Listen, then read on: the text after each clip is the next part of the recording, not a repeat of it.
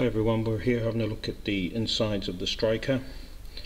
I had to do it because so many messages via the inbox telling me the radio is identical or very similar to a CRE 8900, and for the price you can buy two Kucha hands radios, because this one is not so cheap. Excuse me. So first of all, you see enclosed finals, screening all the way around. Look, just the same as on a DX5000. I don't think so. More screening, full size potentiometers for adjustment, FM high power, SSB limiter, S meter, ALC, etc, etc. Diode for incorrect polarity, so it doesn't blow the knackers out of your radio. Identical to the DX5000? I think not. Programming, here's the cable, runs into the cable loom, terminates here, which you can, if I can get it out of the way, lift that out and put in a standard DX5000 programming cable, so no issues, you just plug it straight in. Export mode, here where my fat finger is, lift out the resistor, that gives you the export mod. CTSS unit fits here and brackets into these two screws here. The board, obviously, as it's identical to a DX5000 and almost the same as an 8900, you can read on the board maybe. It's a 955 CB PCB1 2012 16th of April revision of the board. There's your chip. What else can I tell you? Oh yeah, other great quotes. This radio is the same as my Albrecht 5890, which is German.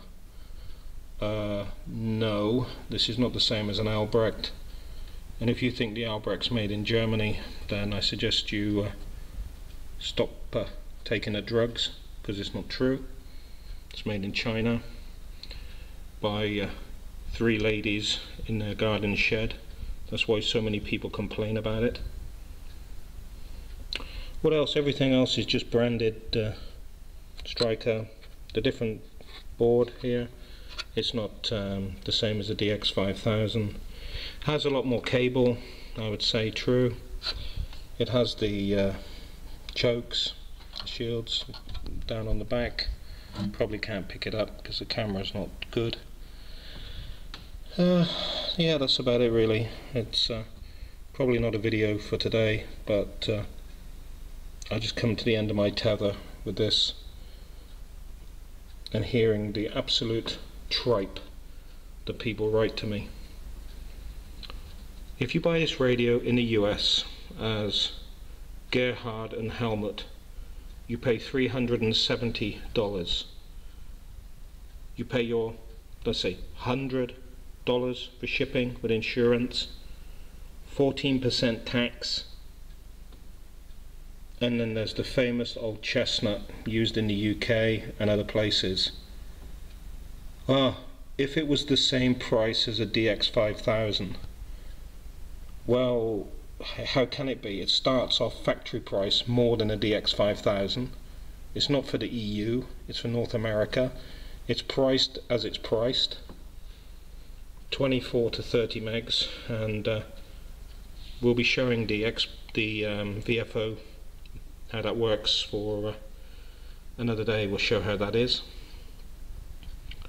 Remember, DX5000 only got better because someone bought one from Kucha hands, sent it to China, and lo and behold, a few months later, all the mods that Hans found himself are on a new revision. So sure, buy two DX5000s for 400 euros, because if you buy one for 140, it won't have the 6-pin mic, it won't receive properly, it won't have external S meter, it won't have decent mic. This doesn't have a decent mic either. You have a $400 radio, and on the mic it says CB mic, which Dave M0OGY says in his video. Cheap, tatty, shitty, pathetic mic with CB on it, and on a box which says 10 meter mobile amateur radio or amateur transceiver. So agreed, tripe, no good. But the board is better, more screening, solder that pulls off in your hands, that's cool as well. But you cannot have a radio for 150 euros when it doesn't even start that trade price. So, and it's not the same as a DX5000. Your Albrecht 5890 won't work better than it. It doesn't look similar to a Ultra Force. Someone else who's been smoking funny tobacco telling me, oh, it's like my Ultra Force. It ain't. And the only thing I can say, and I'm not bigging it up, take it out of the box, mod it, turn it on, bam, 5 and 5 Afghanistan. Didn't have to go a few days to hands, didn't have to be programmed by the PC. On, boom, away you go. Cannot complain at all. There are things to complain about with it. As you saw, a lump of solder just come out. There's another blob here, look. Not miraculously soldered. It's just floating about. It's not connected to anything as such. But the power's there, the screening's there. 24 to 30 megs. Perfect. You can put on another mic. Mics are cheap as chips. It has repeater shift and a whole heap of other stuff I've not even got into looking at yet. It comes with a manual that isn't translated from heaven knows what language. It's actually written properly, so you've got to hand it to Stryker in that respect. It's written properly. Explains the options for scan, TSR, which is your SWR protection, voltage protection, everything. You can understand it. So look at it. It's expensive. Don't comment to me it's the same as a Jackson and it's the same as your Auntie Flo's Harrier that she had in 1983. It's not. It's different. Downside is it's bloody expensive, and I know that. It's mega expensive. You can get a Yaesu cheaper, Kenwood cheaper. So I don't need to know that either. Sole purpose of the video is to show you the guts, to show you it's not the same as a DX5000. It's a board for Stryker, funded by Stryker, all tooling costs of Stryker, all worldwide rights of Stryker, because they paid everything. If you speak to Kucha in China, they'll tell you they won't copy it. They can't. It's completely tied up solid, so they won't copy it. And there you go. That's it really. Long, drawn out, painful video. I'm sorry for that, but if you see my inbox and people telling me what it's the same as, if it had a 6-pin mic, I'd buy it. If it was cheaper or the same price as a DX5000, I'd buy 2. Again, smoking funny stuff. It'll never happen. Never happen in your lifetime. You can't sell something retail less than it is trade. Bottom line. If you want one, import one from the States. I tried it. It came in at $503 from Amazon. It sat here in the customs week after week, bonded warehouse, charged for storage, no papers, no conformity papers, no CE papers, no RRHS papers, sent back, boom. Unlucky? Sure.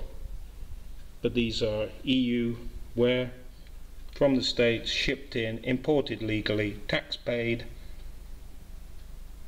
You got a person behind it should it go wrong, and you don't have to send it to the States. That's what you pay for. That's why it's not cheap as chips. So that's the insides on the bottom anyway, including, I'll show you one more time, detachable solder off top of one of the screening cans. And we'll be back for the people who want to see the VFO mode and other things. That'll be done tomorrow, because I don't have the patience or the voice at the moment. So, but I got out of the sick bed, as it were, because reading endless messages about what it's the same as and what it's like. Don't have money, don't buy it. Don't have money, don't write to me about it. Don't have money, don't write to me and say, oh, if it had 6-pin mic and the display was magenta, not interested. This is it as it comes straight out of the box. 955 HPC Stryker.